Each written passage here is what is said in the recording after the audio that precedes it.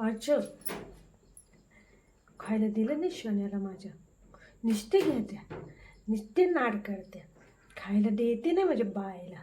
माझ्या शोन्याला, माझ्या भामच्या छोन्याला देते नाही खायला. माझं नको बोलू का मी, माझं नको बोलू.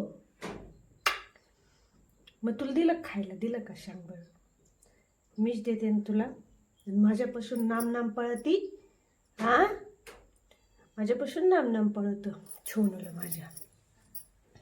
तर आमच्या सोनूला आम्ही ह्या रूममध्ये ठेवलं आहे. आता चिनूचे आमच्या खूप केस गळतात ना, त्याच्यामुळं स्पेशल रूम केला आहे आता चिनू बाबाला. मस्त. तर आमच्या चिनू बाबाला आता करमतं या रूममध्ये आहे ना. पहिले असा बाहेर सोडला का घराकडं वळायचा, पण आता नाही.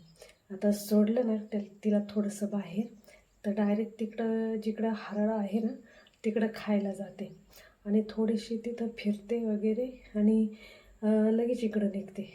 तिला बरोबर समजतं आपला रूम आहे हा. असा हुशार फुटा ना माझा. हुशार फुटा माझ्या. आता भूक लागली म्हणजे चिनूला, आता खायला द्यायची म्हणजे चिनूला. इथं बसा, मी तुला खायला देते. हां, बैस. तर छान.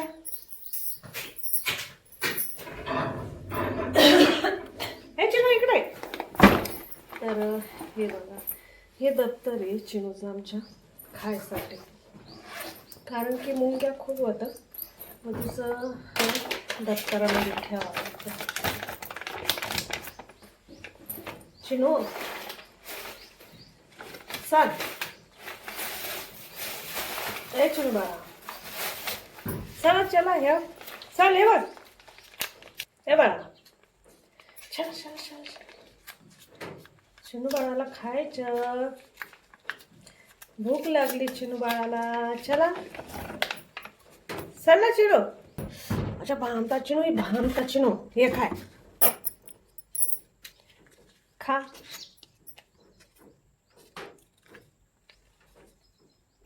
खा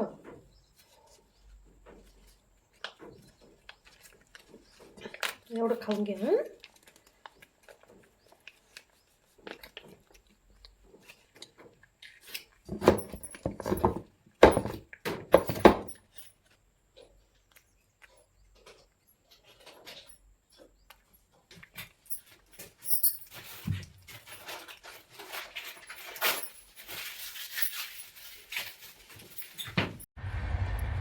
मग तिचं खाणं वगैरे झालं. मग मी तिला थोडंसं बाहेर आणलं खेळायला. आणि तिला घरात रूममध्ये कोंडतून आवडत नाही. मग ती म्याव म्याव करत बसते.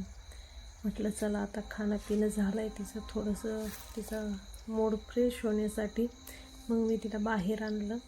आणि मस्त ती गवत खायचं सोडून किडे वगैरे बघत होते.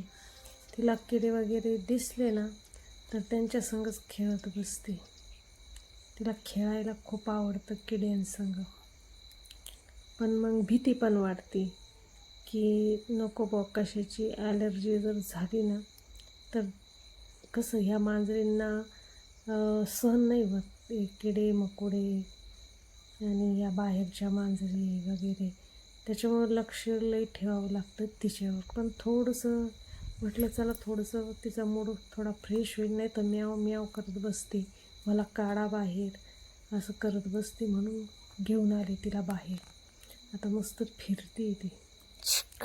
फिरायला तर लय आवडतं. एखाद्या माणसाला कसं इकडं फिरावं तिकडं फिरावं, तसं तिला फिरायला खूप आवडतं. नकटूबाईला